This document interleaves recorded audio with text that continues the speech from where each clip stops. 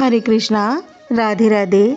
हम सभी साधक श्री चैतन्य चरितावली श्रवण कर रहे हैं।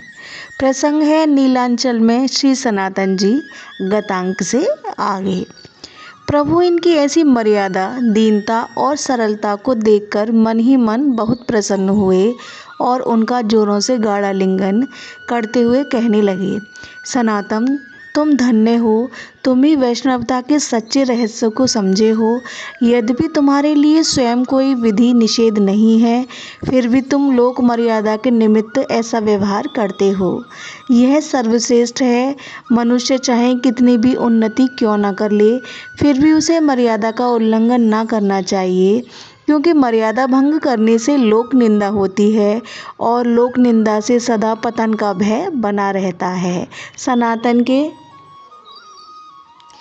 आलिंगन से प्रभु के स्वर्ण के समान सुंदर शरीर में कई जगह पीप लग गया। इससे सनातन जी को अपार दुख हुआ। वे सोचने लगे, क्या करूं, प्रभु तो मेरा आलिंगन बिना किए मानते ही नहीं, इसलिए अब इस भयंकर शरीर को देखकर क्या करूंगा। प्रभु के दर्शन तो हो ही गए। रथ यात्रा के दिन जगन्नाथ जी के दर्शन और करके उन्हीं के रथ के नीचे पिचकर मर जाऊंगा। महाप्रभु इनके मनोभाव को समझ गए। वे इस दिन भक्तों के सहित आकर सनातन जी से बातें करने लगे।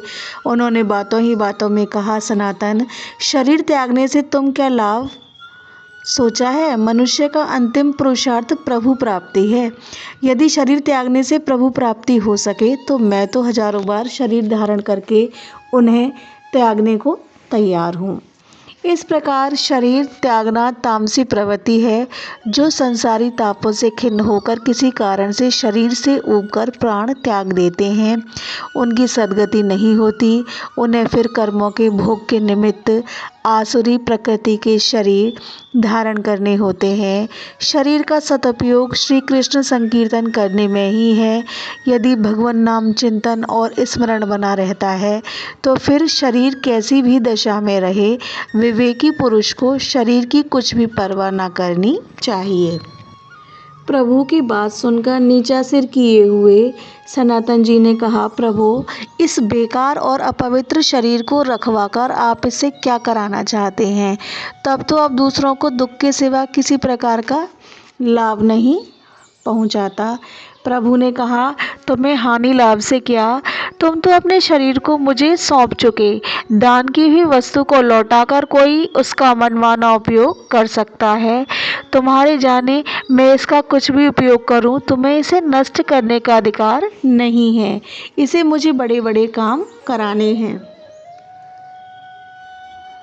सनातन जी ने धीरे से कहा, प्रभु, आपकी आज्ञा का उल्लंघन करने की शक्ति ही किसमें है? जैसी आप आज्ञा करेंगे वही मैं करूँगा। इस प्रकार सनातन जी को समझा बुझाकर प्रभु भक्तों के सहित स्थान के लिए चले गए। सनातन जी ने आत्मघात का विचार तो परित्याग कर दिया, किंतु प्रभु के आलिंगन करने के कारण उन्हें सदा संकोच बना रहता। वे सदा प्रभु से बचे ही रहते, किंतु प्रभु उन्हें खोजकर आलिंगन करते। इससे वे सदा व्यथित से ही बने रहते। एक दिन उन्होंने अपनी मनोव्यथा पुरी में ही प्रभु के समीप निवास करने वाले जगदानंद पंडित से कही। जगदानंद जी ने कहा, आपका पुरी में ही रहना ठीक नहीं है। आषाढ़ में रथ यात्रा के दर्शन करके यहाँ से सीधे वृंदावन चले जाइए। आपके लिए प्रभु ने वही देश दिया है। उस प्रभुदत्त देश में जाकर भगवान नाम जप करते हुए समय व्यतीत कीजिए। सनातन जी ने प्रसन्नता प्रकट करते हुए कहा, पंडित जी, आपने यह बड़ी ही उत्तम सम्मति दी। आषाढ़ के पश्चात मैं यहाँ से अवश्य ही चला जाऊँगा। ऐसा निश्चय करके वे रथ यात्रा की प्रतीक्षा करने लगे। एक दिन बातों ही बातों में उन्होंने प्रभु से कहा, प्रभु, मुझे पंडित जगदानंद जी ने बड़ी सुंदर सम्मति दी है। रथ यात्रा करके मैं वृंदावन चला जाऊंगा और वहीं रहूंगा। प्रभु जगदानंद जी के ऐसे भाव को समझकर उनके ऊपर प्रेम का क्रोध प्रकट करते हुए कहने लगे, जगदानंद अपने को बड़ा भारी पंडित समझने लगा तो सनातन जी को भी शिक्षा देने लगा। हमें शिक्षा दे तो ठीक भी है, सनातन जी तो अभी इसे सैकड़ों वर्षों तक पढ़ा सकते हैं। मूर्ख कहीं का, कल का छोकरा होकर इतने बड़े लोगों को सम्मति देने चला है। इस बात को सुनकर जगदानंद जी तो सन्न पड़ गए।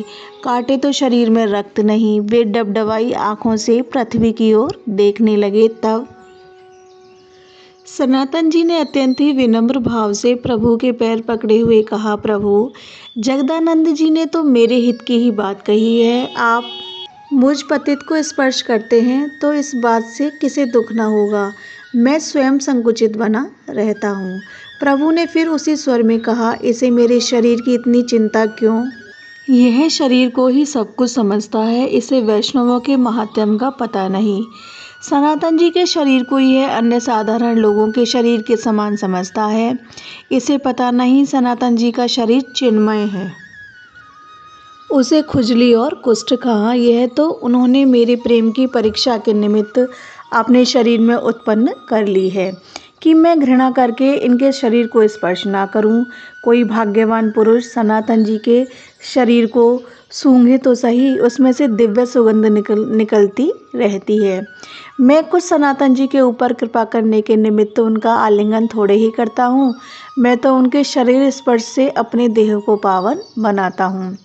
प्रभु के मुख से अपनी इतनी भारी प्रशंसा सुनकर सनातन जी रोते रोते कहने लगे, प्रभु, मैंने ऐसा कौन सा घोर अपराध किया है?